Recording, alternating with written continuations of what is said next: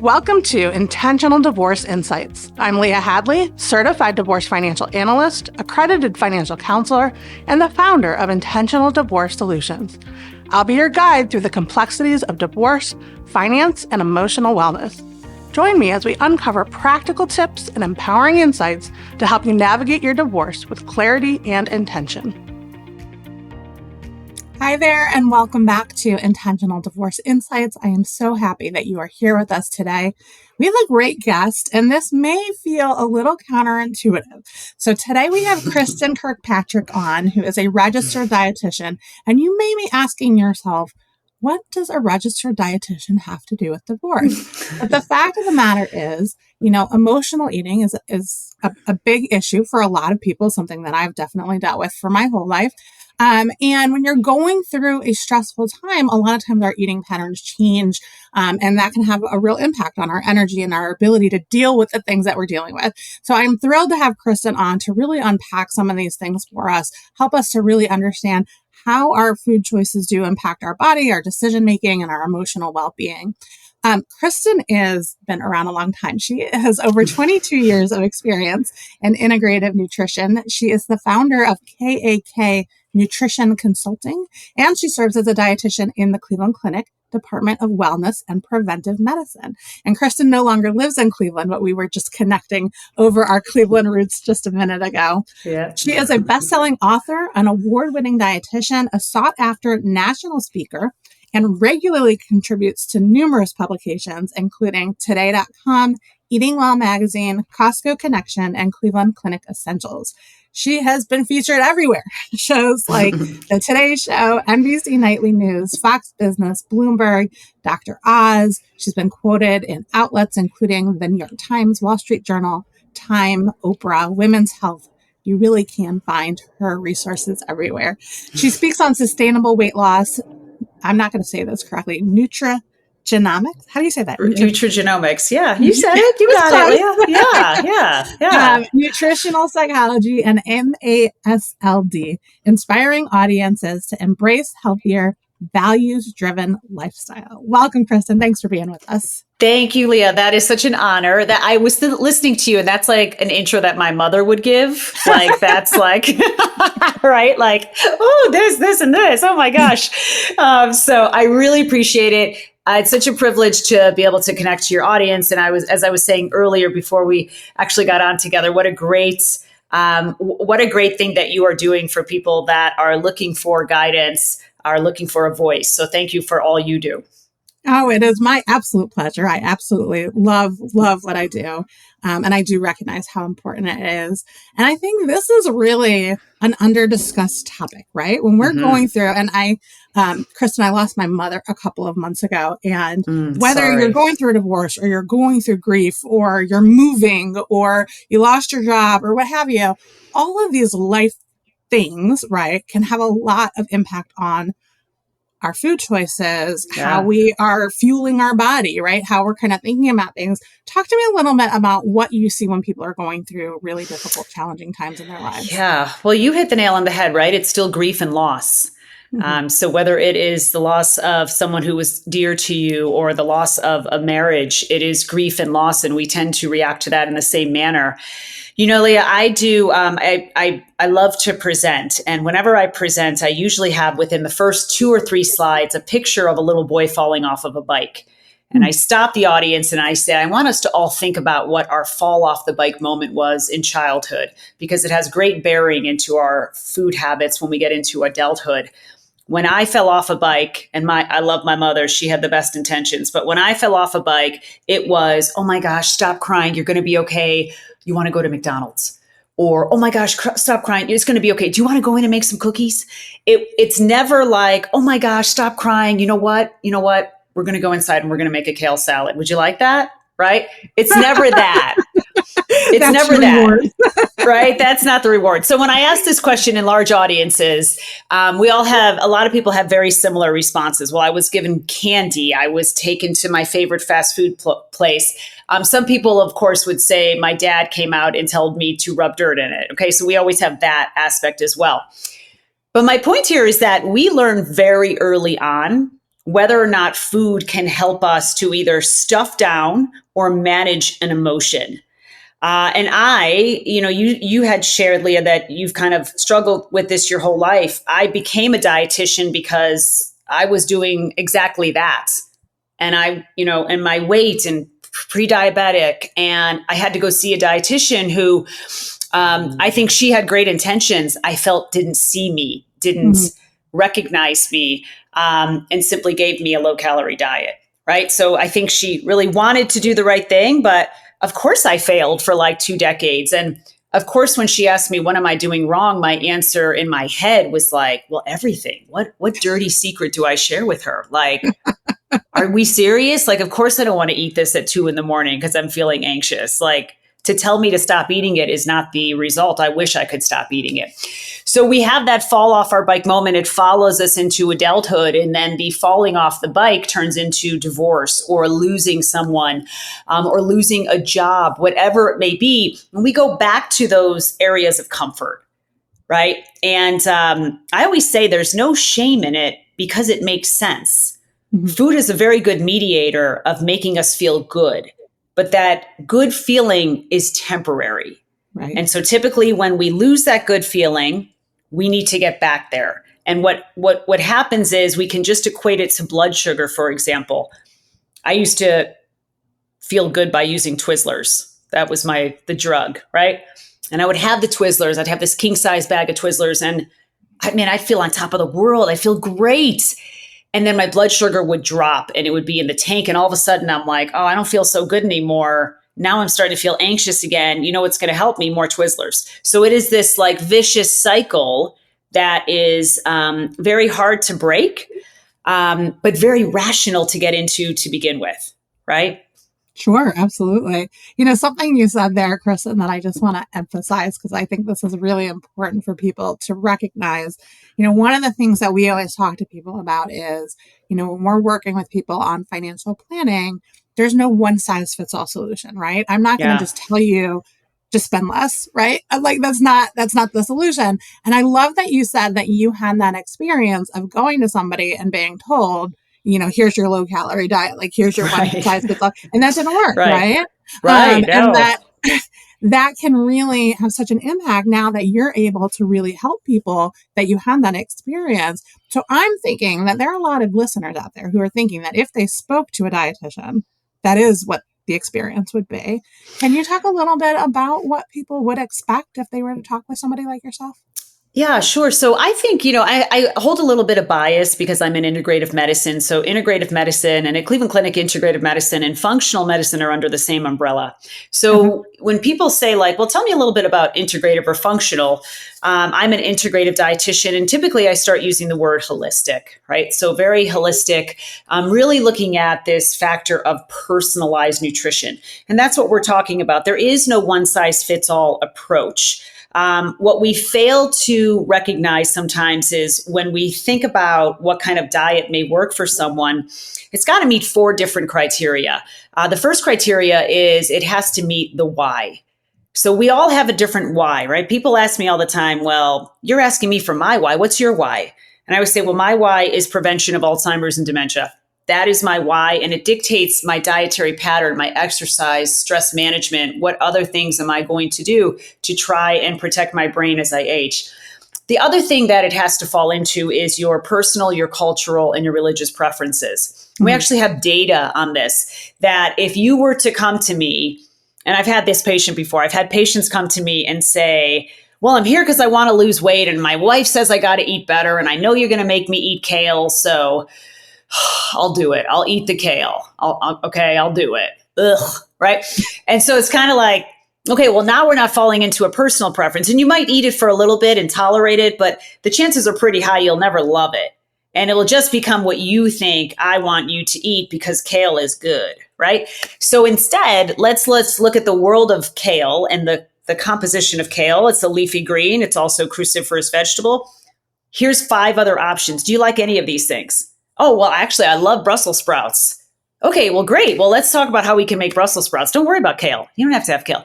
So my point here is that we tend not to think about those things, but they're really important. So My bias in getting to the answer of this is that I think integrative and functional probably offers some of the best opportunity because it is very holistic in nature.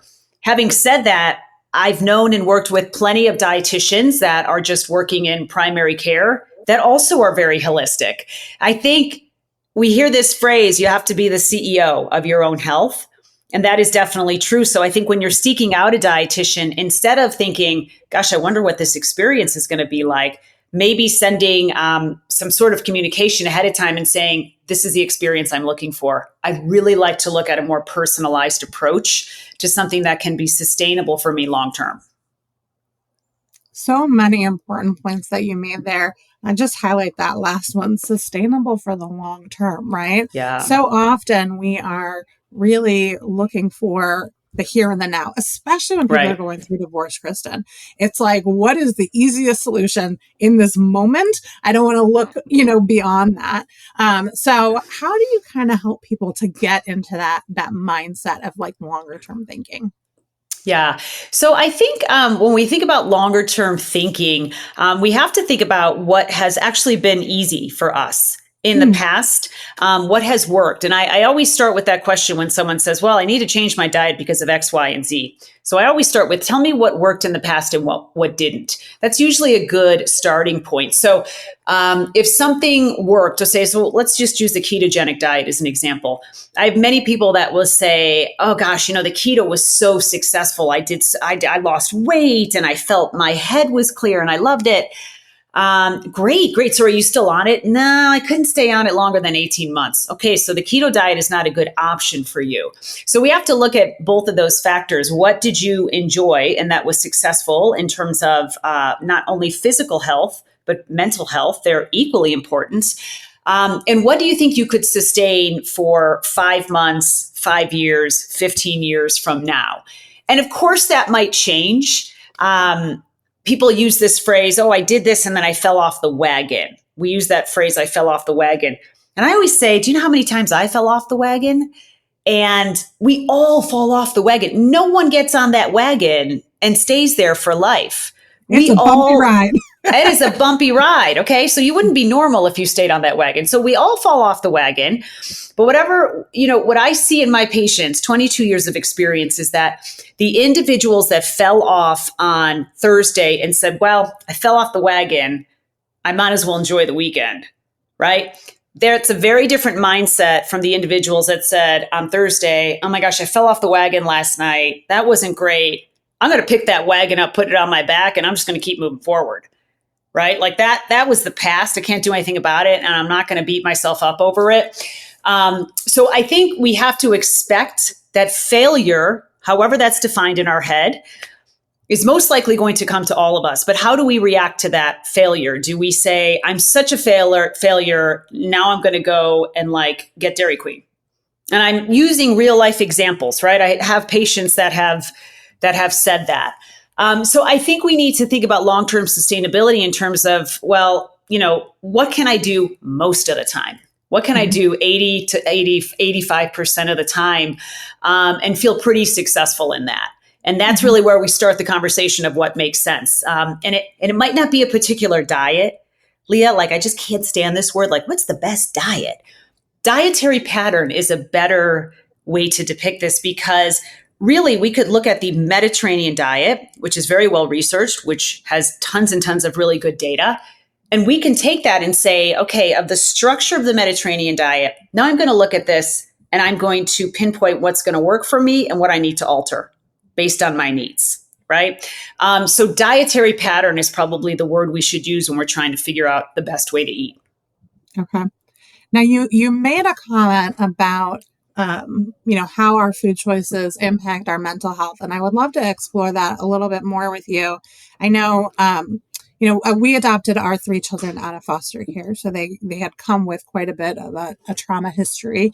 And we have gone to this conference the last several years that gives, parents and caregivers a lot of resources for supporting children who have experienced trauma that, may have some different behaviors and whatnot. Yeah. And one of the simplest things that we implemented, which I just thought was fascinating, this is the first year we went, was just getting them to drink more water.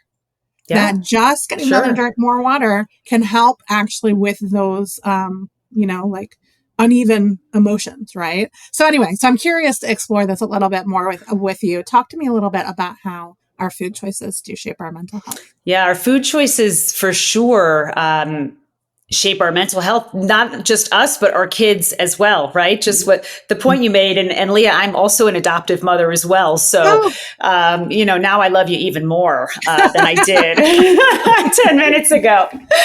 But we have this whole realm of this topic called nutritional psychology. And within nutritional psychology, we have about a little over a decade of research that really kind of breaks down the connection between our neurotransmitters and food choices. We also now have plenty of data within this area of science. This is really interesting, looking at the connection with trauma and the microbiome.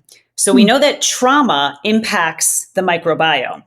And so there's that connection that has been very well documented. Deepak Chopra, who most of us know, he is starting a cruise line. This is what I've heard. And so he's done all these interviews, and they're all fascinating because he just has so much great things to say. And so someone had said to him in an interview, and I will never forget this, it was a little over a year ago, they said, what is the biggest pandemic of our time? And his answer was inflammation that was most likely fueled by trauma. Interesting. And so it was a really interesting correlation, this inflammation trauma correlation, and, kind of looking at the anti-inflammatory dietary factors that we look at. But here are the main things that we've seen in the studies. There were 3 studies, the SMILES trial, the Health and Med trial, and the AMEND trial. Each of them were randomized controlled trials, each of them 12 weeks in length, so relatively short. And in each of these trials, they compared individuals that had high depression scores, who were doing a dietary pattern similar to Mediterranean diet with the inclusion of fish oil, either through fish or a supplement. Okay, but the fish oil was really key here, the omega-3s. And then that was group 1. And then group 2 was basically a befriending group that would work alongside usually a physician. So more of a counseling group. So at the end of all 3 of these trials, they looked at what were the depression scores. And they found that the dietary group with the omega-3s had lower depression scores. So it beat out the counseling group simply by diet. And then we look at the composition of what omega-3s do within the brain. And of course, if we look at depression, anxiety, things like that, we do know that there is a aspect of omega-3 depletion within the brain, which could make a difference. In women, we've seen the same type of study with lacking vitamin D. So we've seen women that are vitamin D deficient, looking at anxiety and depression. We then supplement these women with vitamin D, and depression and anxiety improve. So not to say that food is a replacement for therapy. It is not. But one of the things that I have done for many years is work alongside therapists, psychologists, psychiatrists to say, how can we weave in the conversation of diet within the sessions that you're having? Because we have the opposite end of this as well. People that are going to get a lot of fast food, ultra processed foods, very low quality diets, they tend to have worsening depression and anxiety. So when we think about our brain, whether it's a pediatric brain or an adult brain, how are we treating it? Dietary measures have to be one of the goals if we're looking at depression, anxiety, or trauma. So if any of those things, any of those boxes are checked, then we have to look at, alongside all of these things that I'm trying to do, what are some of the dietary principles? Should I maybe perhaps start supplementing with omega-3 fatty acids? Should I look at my vitamin D level? Should I look at some of these other aspects within nutritional psychology? So I think the diet can be an accompany the therapy, but the therapy without that is not really going to be as effective, because the diet plays such a huge role. It has such a huge role in our microbiome and the inflammatory factors going on in the brain. This is just so fascinating to me. And I'm just thinking about our audience who are likely either thinking about divorce, in the midst of divorce, or recently divorced, going through all of these life changes or anticipating all these life changes. I'm sure stress eating is a big issue for a lot of folks. Like, what do you tell them? Like, what would you recommend to them maybe simple things that they can do to kind of keep them on target as they're dealing with all of this emotional overwhelm? Yeah. So I think number one, kind of setting up the kitchen in a way that creates success is one of the first things that I would look at. There was a researcher that had looked at a lot of the sociology of why we eat the way we do.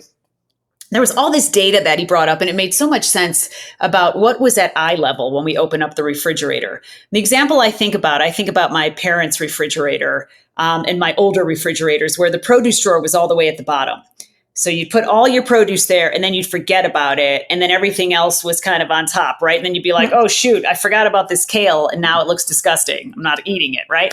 So instead, I said, if that's the scenario we have, why don't we go out? We'll get produce containers and the things that make sense from a nutrient density standpoint, let's have that be what we see when we open the fridge. And then you can put like your bacon and your crescent rolls. So I'm just laughing at myself. Right? You're talking about this because I'm thinking about when you open my refrigerator, what is the first thing you see? What do you see? Cheese.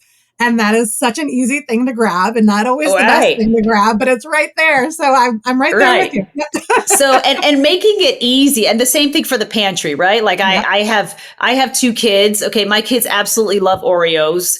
I got Oreos in my pantry, but they are not at their eye level or they're not at my eye level. So they truly are like, hey, here's a treat you can have. I'm going to have it here, but it's not going to be the first thing you see when you open our pantry. You're going to see some better choices because kind of the eye of what you see, and making it easy in terms of, well, I'm not going to have this food if it's not cut up. So, maybe like I happen to love kale, which is probably why I talk about it a lot, but I go and I wash the kale, I julienne it. It's a pain in the butt. I put it all in my produce container and it's good for 3 days. So then I have it. I can just make salads. I can put protein on top of it. It's super easy. If it weren't easy, maybe I wouldn't do it after I get home and it's 8:15 at night and we still have homework after we just did sports, right? So, I think making it easy makes a big difference. I had a friend recently who just started going through their divorce and their parenting plan. And this individual was like, you know what? I have my kids for a week and then it's a week off. And on my weeks off, man, Kristin, you should see my eating. It's like, I don't have to feed them. Yeah. And I'm sad because they're not with me and I'm depressed. Yeah. So I just get fast food on the way home, or I just have these frozen meals, or I just get a pizza. Like it's almost like self-harm. Yeah. During these very difficult weeks that she is now have to get accustomed to.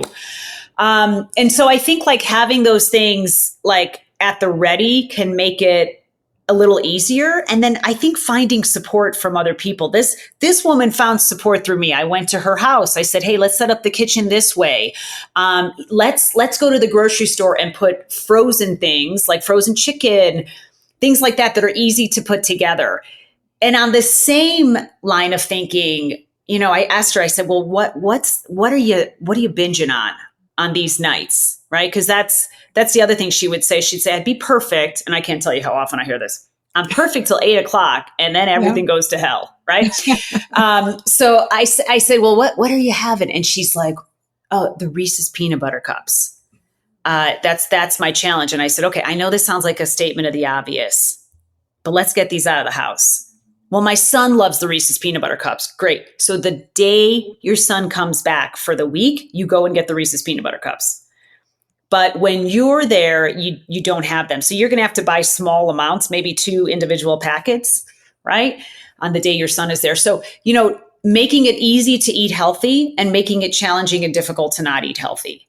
That's how we have to kind of first look at this. If our kitchen is not set up, we're not gonna be successful, right? It's too easy in this day and age to get onto Grubhub.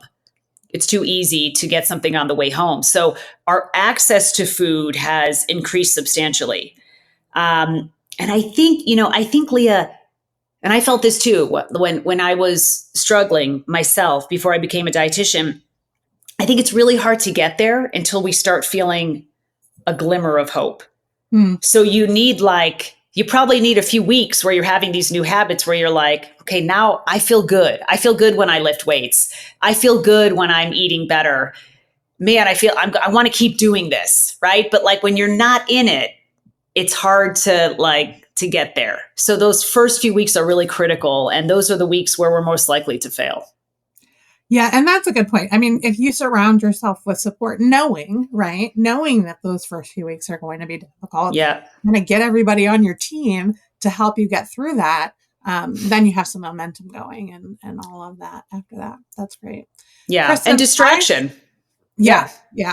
I so appreciate all of your insight. I think this is going to be really helpful for our listeners. Where can they find out more information about you? Sure. They can go to my website. It's KristinKirkpatrick.com. So just Kristin spelled with an I. It's a key factor. That's the rare way to spell it, I guess. Or my Instagram profile is Fuel Well with Chrissy. So if you fuel well, you feel well. And so I do have plenty of posts there talking about nutritional psychology and some of the foods that make sense to have better mental health. Fantastic. That's going to be so helpful for people. Thank you again for being with us. And for our audience, thank you so much for joining us today. And we will see you next week. Thank you, Leah. Thank you for joining me on Intentional Divorce Insights. It's a privilege to share this time with you. I hope each episode offers valuable guidance to navigate your journey. If you find our content helpful, please leave a review to help others discover the benefits of intentional decision-making in divorce. Until next time, take care and continue to embrace your path with intention.